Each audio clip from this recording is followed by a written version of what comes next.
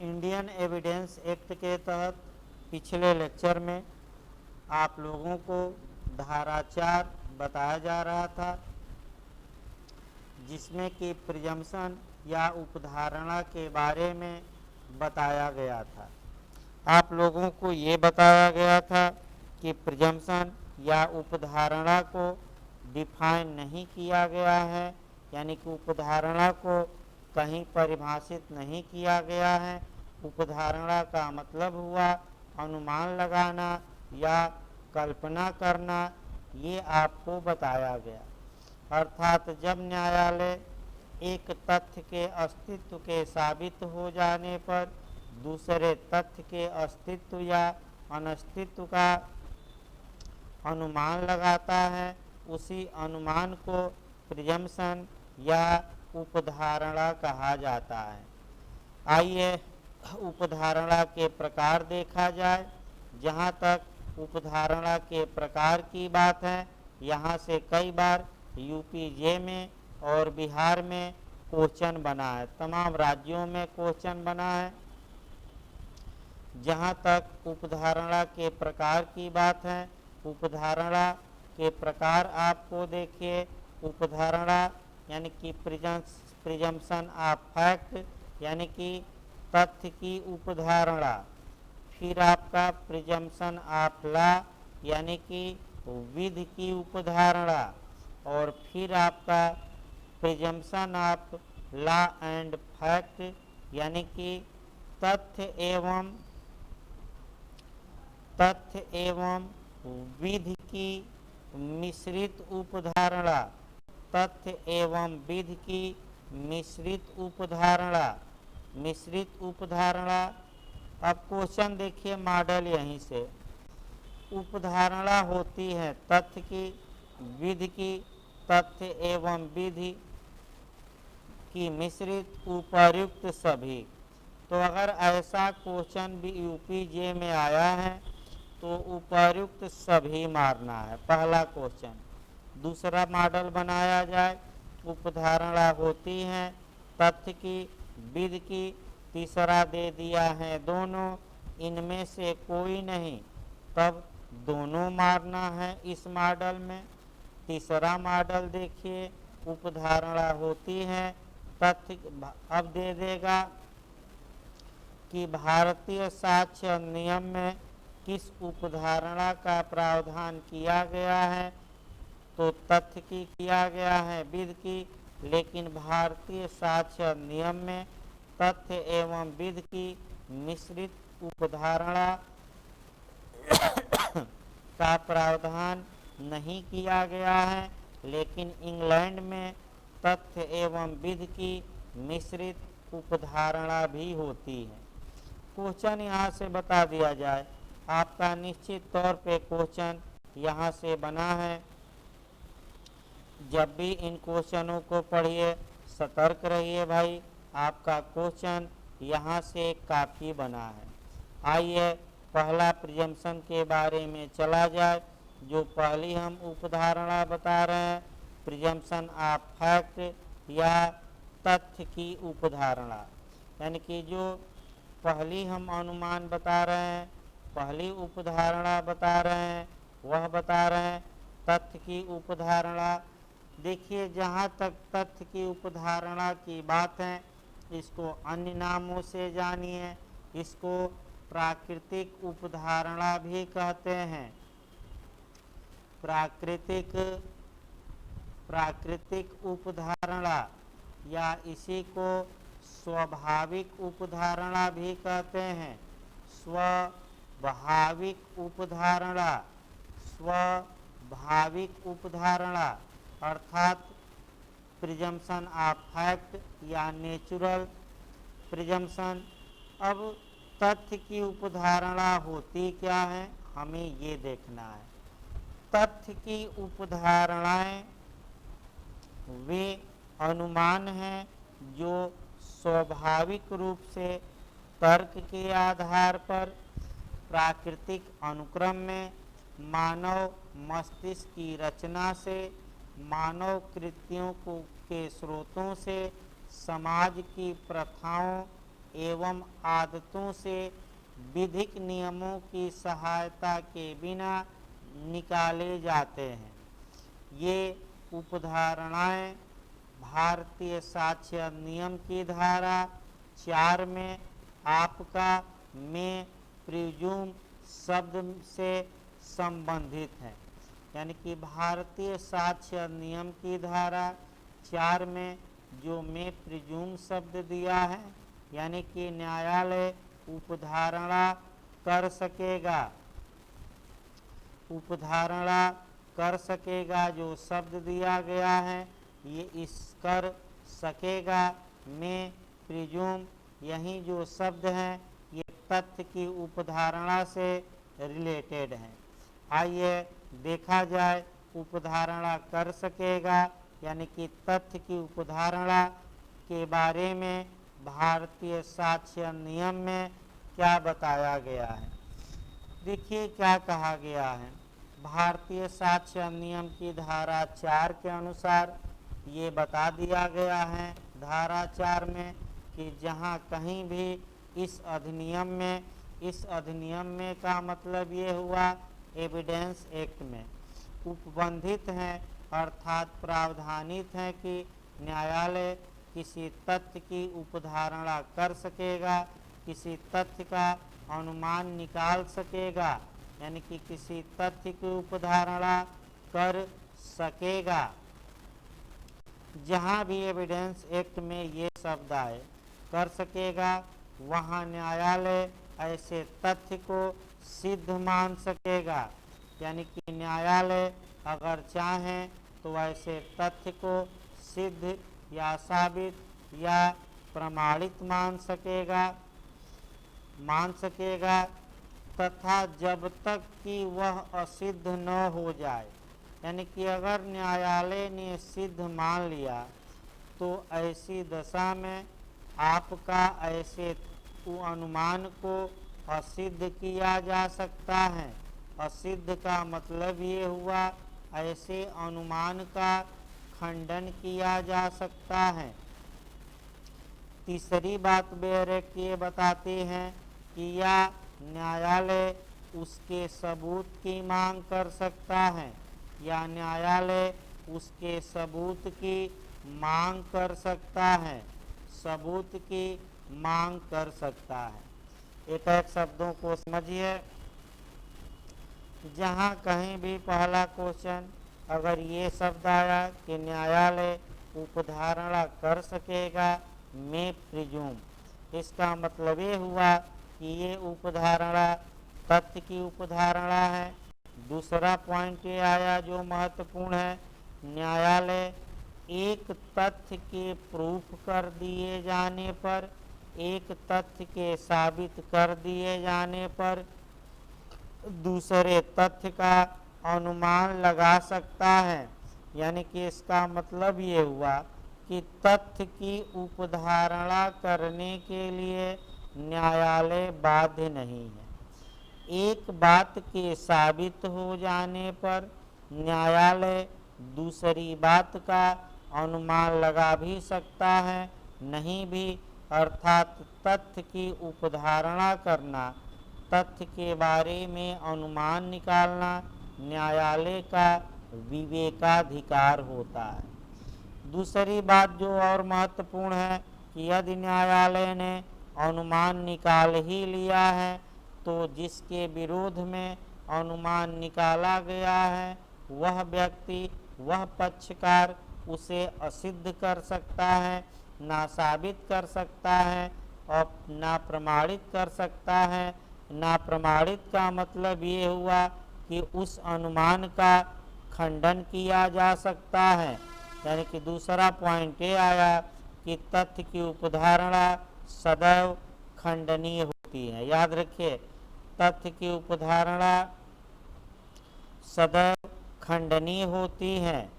तीसरी बात ये आई कि न्यायालय यदि चाहे तो एक बात के साबित होने पर दूसरी बात का अनुमान निकालने से इनकार कर दे और सबूत की मांग करे। यानी कि जो पक्षकार ये कह रहा है कि न्यायालय अनुमान लगाए, उस पक्षकार से न्यायालय सबूत की मांग कर सकता है। ये आपका कह सकते हैं कि प्रिजम्पशन ऑफ फैक्ट हुआ। अब इसके अच्छे उदाहरण देखना है। अब धाराएं पूछी जाती हैं, कम से कम मेंस में 2 उदाहरण जरूर लिखिएगा, यानी कि 2 उदाहरण कम से कम जरूर लिखिएगा। आइए एक एक उदाहरणों को देखा जाए। जहाँ तक उदाहरणों का प्रश्न है, एक एक उदाहरणों को आपको देखा जाए। तथ्य की उपधारणा से संबंधित जो धाराएं दी गई हैं साक्ष्य अधिनियम में, पहले उनमें से कुछ धाराओं का हम उल्लेख करते हैं। आपका 86 में प्रिज्यूम शब्द दिया गया है। इसके बाद 87 में प्रिज्यूम शब्द दिया गया है। इसके बाद 88 में दिया गया एविडेंस की एक्ट की धारा। इसके बाद आपका 88A में दिया गया है, 88A में दिया गया है। इसके बाद आपका धारा 90 में दिया गया है, 90 में दिया गया है, 90A में दिया गया है। फिर आपका 113A में दिया गया है और फिर आपका धारा 114 में दिया गया है। अब क्वेश्चन देखिए कहाँ क्या बना था। ये धारा 90 आपका पिछली बार बिहार सिविल जज में बनी थी, यूपी सिविल जज में पिछली बार 90A बनी थी, पिछली बार यूपी सिविल जज में 113 भी ए बनी थी। तो सतर्क रहना है। इन 4 धाराओं का उदाहरण मैं दे रहा हूँ। देखिए क्या कहा गया है। धारा 90 ये बताती है साक्ष्य अधिनियम की कि अगर कोई डॉक्यूमेंट है, कोई दस्तावेज है और वह 30 वर्ष पुराना है, याद रखिएगा समय भी पूछा जाता है। अगर वह 30 वर्ष पुराना है और उचित अभिरक्षा में है, प्रॉपर कस्टडी में था, उचित अभिरक्षा में था, उचित अभिरक्षा से निकालकर न्यायालय में पेश किया जाता है, तो न्यायालय यह उपधारणा कर सकेगा, यानी कि न्यायालय अनुमान निकालने के लिए बाध्य नहीं है। न्यायालय यह अनुमान निकाल सकेगा कि यह दस्तावेज सही है और इसका सही ढंग से निष्पादन भी हुआ था। बिहार सिविल जज में ये बनाया गया कि ये 30 वर्ष का जो समय है, इसकी गिनती कब से की जाएगी, तो जब दस्तावेज न्यायालय में पेश किया जाता है। इसको अच्छे से तैयार रखिएगा। दूसरा उदाहरण 90A का है। 90A ये बताती हैं कि अगर 5 वर्ष पुराने इलेक्ट्रॉनिक अभिलेख हैं, बना भी था यूपीजे में, 5 वर्ष पुराने इलेक्ट्रॉनिक अभिलेख हैं, उचित अभिरक्षा में है, उचित अभिरक्षा से निकालकर न्यायालय में पेश किया जाता है, ऐसी दशा में न्यायालय ये उपधारणा कर सकेगा कि ये दस्तावेज जो है इलेक्ट्रॉनिक अभिलेख सही है। इसके बाद 113A आता है, आत्महत्या के बारे में उपधारणा। यदि कोई विवाहित स्त्री है और विवाह के 7 वर्षों के अंदर वह आत्महत्या कर लेती हैं, तो न्यायालय यह उपधारणा कर सकेगा कि पति या पति के नातेदारों ने ही उसको आत्महत्या के लिए उकसाया। 114 भी काफ़ी पूछी जाती हैं। न्यायालय कुछ दशाओं में तथ्य की उपधारणा कर सकता है। सबसे महत्वपूर्ण 114 का दृष्टांत नंबर A और B पूछा जाता है। वैसे बिहार आयोग 114 के अंदर के दृष्टांत पूछना शुरू किया है, लेकिन पहला दृष्टांत तो जरूर याद रखिए। इसी पर आपको डिटेल में हम बताते हैं पहला जो दृष्टांत दिया गया है। देखिए 114 का पहला दृष्टांत हम बताते हैं। आपका पहला दृष्टांत कह सकते हैं कि 114 में क्या दिया गया है। जहाँ तक 114 के पहले दृष्टांत की बात है, पहला दृष्टांत क्या कहता है 114 का, ये हमें देखना है।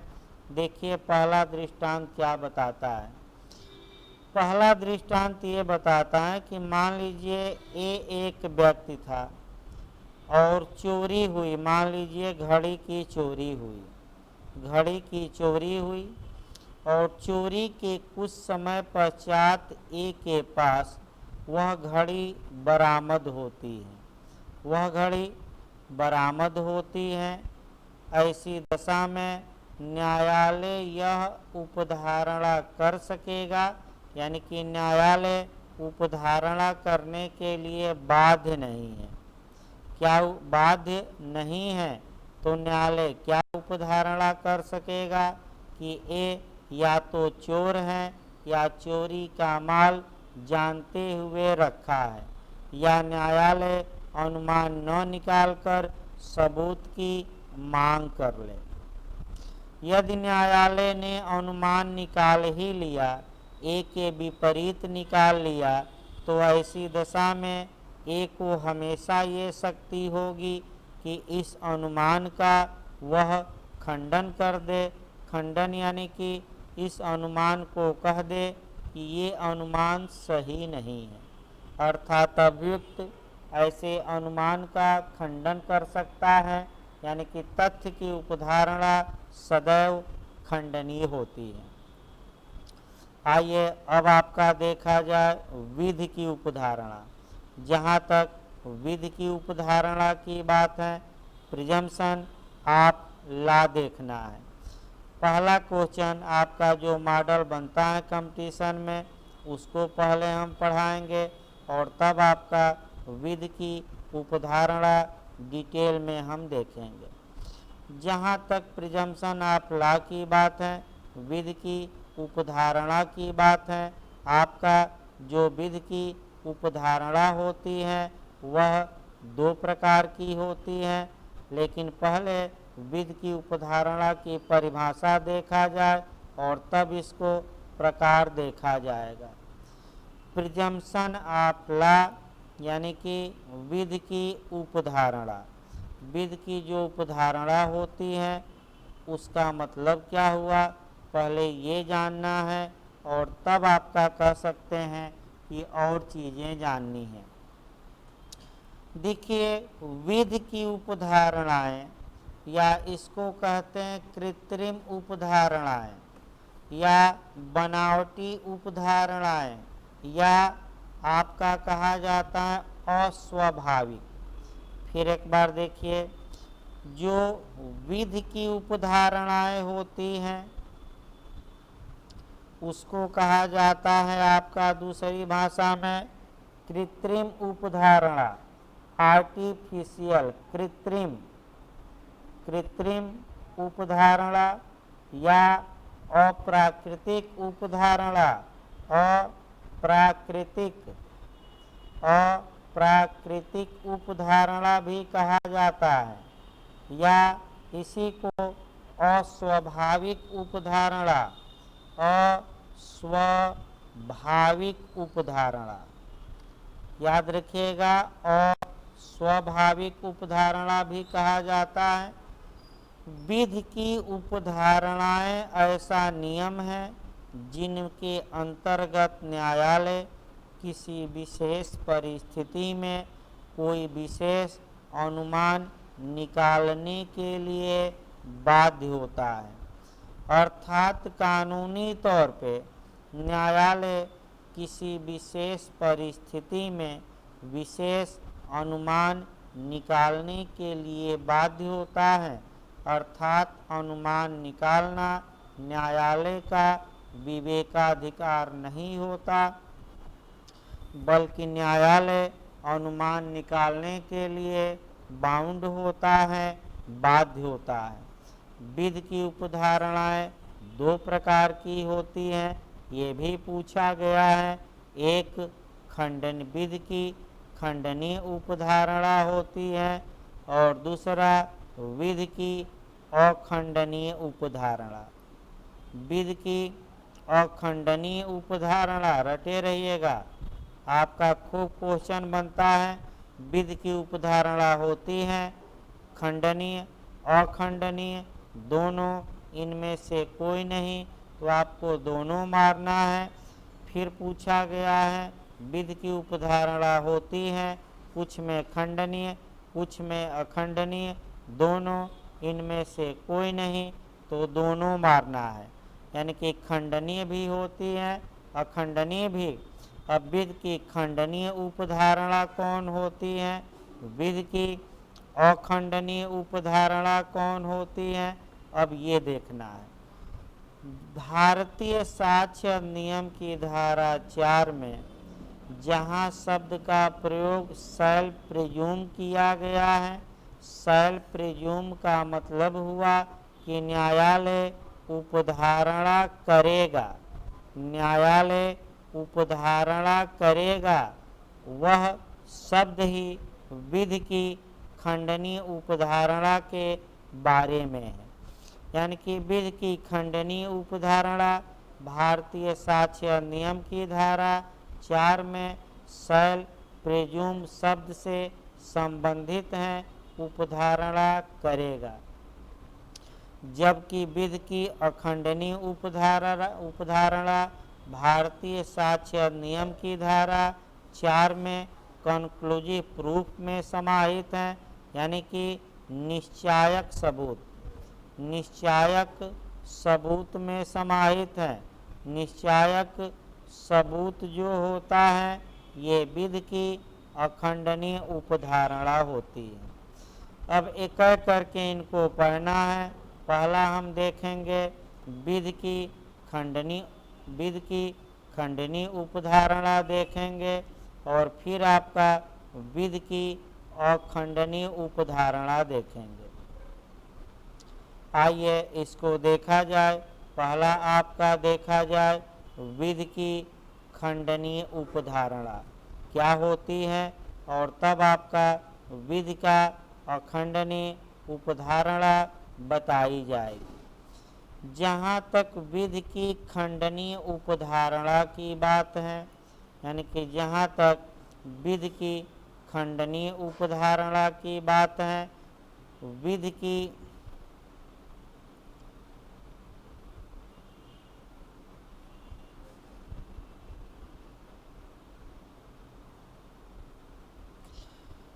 की खंडनीय उपधारणा की बात है। ये उपधारणा भारतीय साक्ष्य अधिनियम की धारा 4 में उपधारणा करेगा, यानी कि शैल प्रिज्यूम शब्द से संबंध रखती है। शैल प्रिज्यूम यानी कि उपधारणा करेगा, उपधारणा करेगा। इस शब्द से आपका कह सकते हैं कि ये गवर्न होती है। बेयर एक्ट की भाषा देखिए, जहाँ कहीं भी इस अधिनियम में ये दिया गया हो कि न्यायालय किसी तथ्य की उपधारणा करेगा, वहाँ न्यायालय एक तथ्य के साबित हो जाने पर, एक तथ्य के साबित हो जाने पर दूसरे तथ्य को सिद्ध मानेगा, यानी कि दूसरे तथ्य को अस्तित्व में मानेगा जब तक कि इसे नासाबित अर्थात असिद्ध न कर दिया जाए, जब तक कि इसे असिद्ध या नासाबित या डिस्प्रूव न कर दिया जाए। इसका मतलब ये हुआ कि जब न्यायालय में एक तथ्य साबित हो गया तो न्यायालय दूसरे तथ्य को साबित मानेगा, लेकिन जिसके विरोध में अनुमान लगाया गया है उस व्यक्ति को, उस पक्षकार को यह अधिकार है कि इस अनुमान को असिद्ध कर दे। असिद्ध कर दे मतलब कि इस अनुमान का खंडन कर दे, इस अनुमान को काट सके। अर्थात विधि की खंडनीय उपधारणा में न्यायालय अनुमान निकालने के लिए बाध्य होता है, उसका विवेकाधिकार नहीं होता। यानी कि न्यायालय अनुमान निकालने के लिए बाध्य होता है, पहला नियम। दूसरा नियम ये आया कि अनुमान निकालने के लिए न्यायालय सबूत की मांग नहीं कर सकता। तीसरा नियम ये मिला कि यदि न्यायालय ने अनुमान निकाल ही लिया है तो जिसके विरोध में अनुमान निकाला गया है उस व्यक्ति को सदैव ये पावर है, सदैव उसे अधिकार है कि इस अनुमान का वह खंडन कर सके।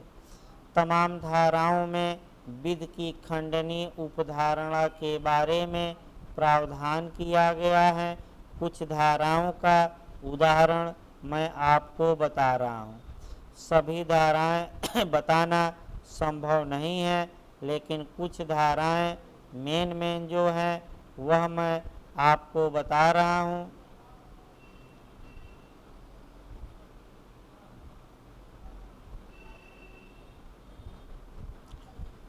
आइए देखा जाए। भारतीय साक्ष्य अधिनियम की धारा आपका कह सकते हैं 79 देखा जाए।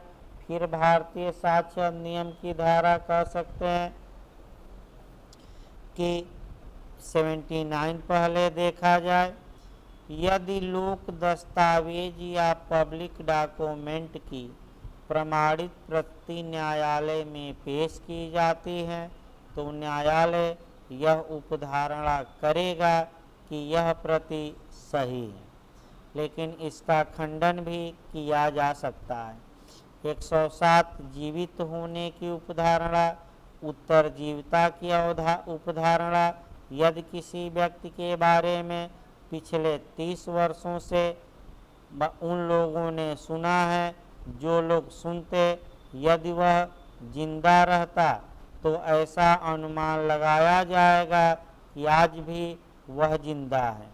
धारा 108 मृत्यु की उपधारणा, सिविल डेथ की उपधारणा।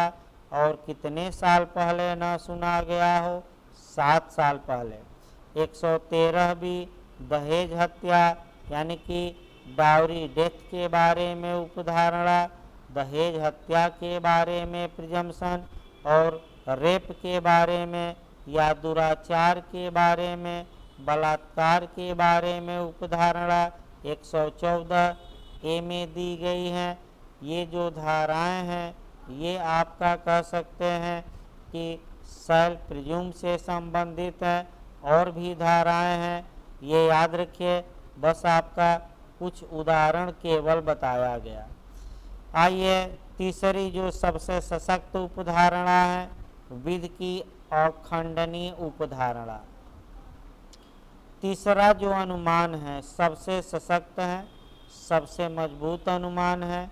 वह अनुमान आपका है विधि की अखंडनीय अनुमान, या आपका विधि की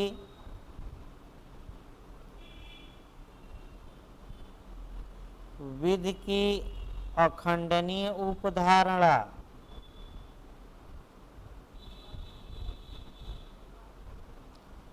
विधि की अखंडनीय उपधारणा जिसका खंडन संभव नहीं है, अर्थात जिसके विपरीत कोई साक्ष्य स्वीकार नहीं किया जाएगा। ये भी खूब पूछा जाता है। पिछली बार यूपीजे में भी यहाँ से क्वेश्चन बना था। विधि की खंडनीय उपधारणाएं भारतीय साक्ष्य अधिनियम की धारा 4 में दिए गए शब्द कंक्लूसिव प्रूफ यानी कि निश्चायक सबूत से संबंधित हैं। यानी कि धारा 4 में जो निश्चायक सबूत दिया गया है उसी से संबंधित आपका कह सकते हैं कि ये उपधारणा है।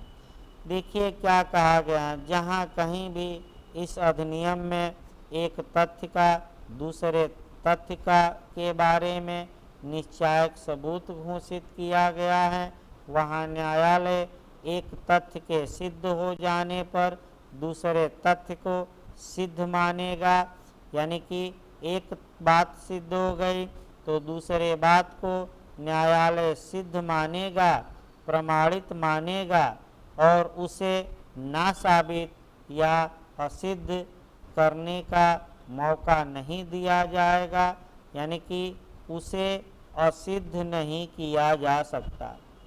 यानी कि असिद्ध नहीं किया जा सकता, इसका मतलब कि उस अनुमान का खंडन नहीं किया जा सकता। खंडन नहीं किया जा सकता इसका मतलब कि अप्रमाणित नहीं किया जा सकता, यानी कि उस अनुमान के विपरीत कोई साक्ष्य स्वीकार नहीं किया जा सकता।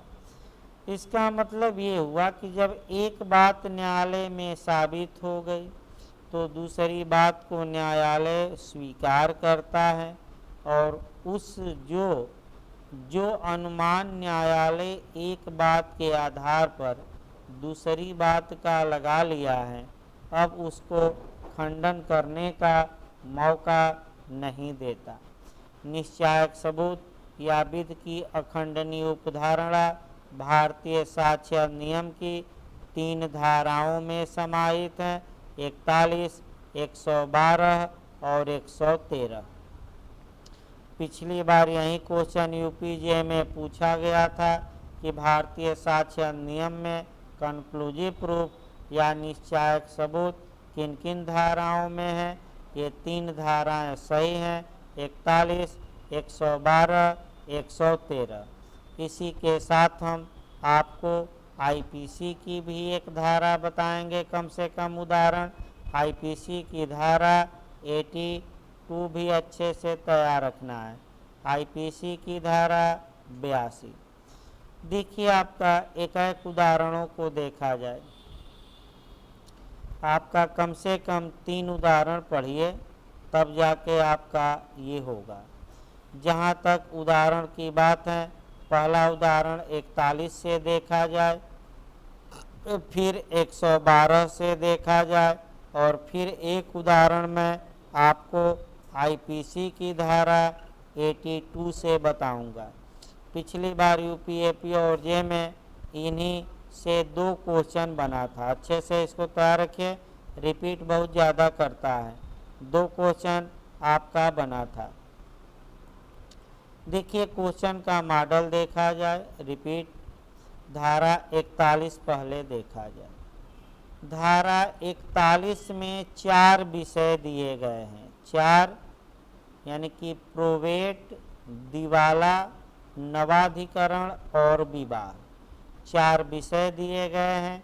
यदि कॉम्पिटेंट कोर्ट ने अर्थात सक्षम न्यायालय ने इन 4 विषयों पर अंतरिम निर्णय, डिक्री या आदेश पारित किया है, तो कुछ बातों के बारे में ये निर्णय, डिक्री या आदेश कंक्लूसिव प्रूफ होंगे, निश्चायक सबूत माने जाएंगे। आपका 41 में एक और पूछा जाता है, जजमेंट इन रेम का प्रावधान, अर्थात लोकलक्षी निर्णय, सर्वबंधी निर्णय या विश्वव्यापी निर्णय एविडेंस की किस धारा में है? 41 में। 112 पर लगातार क्वेश्चन बनता है।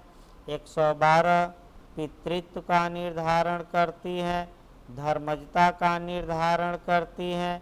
112 में धर्मजता का निर्धारण किया जाता है। देखिए क्या बताती है, अगर किसी पुरुष और स्त्री के बीच वैध विवाह हुआ हो, ये पुरुष है भी स्त्री हैं, इनके बीच वैध विवाह हुआ हो और वैध विवाह के कायम रहते हुए, यानी कि वैध विवाह के दौरान बी को कोई शिशु पैदा होता है, तो यह इस बात का अकाट्य तर्क होगा, निर्विवाद प्रमाण होगा, यानी कि अकाट्य तर्क होगा, निर्विवाद प्रमाण होगा कि इस कह सकते हैं कि जो शिशु सी पैदा हुआ है इसका धर्मज पिता ए ही है। भले विवाह के 2 मिनट बाद पैदा हो शिशु या 2 साल बाद हो। लेकिन दूसरा नियम, अगर ए और बी के बीच विवाह हुआ था, विवाह भंग हो गया, विघटन हो गया, बी ने रीमैरिज नहीं की और बी द्वारा रीमैरिज न करने के बावजूद 280 दिन के अंदर विवाह विघटन के बी को शिशु पैदा होता है, तो उस शिशु का धर्मज पिता ए माना जाएगा।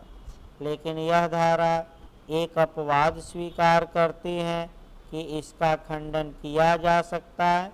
एक्सेप्शन है पहुंच का न होना, अर्थात पक्षकार अगर ये बात साबित कर दें कि हजूर जिस समय संसर्ग हुआ होगा उस समय हम लोगों की पहुंच एक दूसरे के पास नहीं थी। उदाहरण के रूप में एक व्यक्ति हैं, सऊदी अरब में नौकरी कर रहा है और 2 दिन पहले भारत में आया, बी से मैरिज किया और तीसरे दिन बी को बच्चा पैदा हुआ, तो ए ये कह सकता है कि हजूर हम तो सऊदी अरब में थे, अतः जिस समय बी के साथ संसर्ग हुआ होगा मेरा, उस समय मैं बी से बहुत दूर था, अतः संसर्ग करना संभव नहीं था, अतः ये बच्चा मेरा नहीं है। पहले पहुंच का न होना साबित करना पड़ेगा और उसके बाद ही न्यायालय डीएनए टेस्ट का आदेश दे सकता है। डीएनए टेस्ट का आदेश जाल फेंककर मछली पकड़ने जैसा नहीं होगा कि हमेशा डीएनए टेस्ट का आदेश दिया जाए। पहले साबित करिए कि हमारी पहुंच नहीं थी, जिस समय रिलेशन हमारी पत्नी से बना होगा उस समय पत्नी के पास पहुंच नहीं थी, तभी न्यायालय डीएनए टेस्ट का आदेश दे सकता है। यूपीएपीओ का मॉडल यहाँ देखा जाए, डीएनए टेस्ट के अधीन रहते हुए धारा 112 आपका निश्चायक सबूत है, यानी कि अकाट्य तर्क है, कंक्लूसिव प्रूफ है, विधि की अखंडनीय उपधारणा है, निर्विवाद प्रमाण है। लास्ट में एक उदाहरण निश्चायक सबूत का आपका आईपीसी की धारा 82 पर देखा जाए। इस बार यूपीएपीओ में भी क्वेश्चन बना था, डोली इन कैपेक्स अर्थात अक्षम गुड़िया का सिद्धांत आईपीसी की किस धारा में है? 82 में। कितने साल से कम के बच्चे को अक्षम गुड़िया माना जाएगा? तो जो शिशु 7 वर्ष से कम हो। अब अगर एक बात साबित हो गई कि जिस दिन अपराध किया था शिशु वह 7 वर्ष से कम था, तो न्यायालय यह निश्चायक सबूत मानेगा कि वह बच्चा अपराध करने में अक्षम है। अब लाख आप दिखाइए कि 6 साल में ही बड़े बड़े कारनामा कर दिया था ये बच्चा, बहुत लोगों को प्रतियोगिता में हरा चुका था, बहुत ताज़ा और मोटा हो गया था 7 साल से कम में ही। कोई तर्क काम नहीं आएगा क्योंकि ये निर्विवाद प्रमाण है, अकाट्य तर्क है, निश्चायक सबूत हैं कि न्यायालय ये मानने के लिए बाध्य है कि बच्चा अपराध करने में अक्षम था। इसके विपरीत जितने भी तर्क दिए जाएंगे वे सारे तर्क विफल हो जाएंगे। धन्यवाद।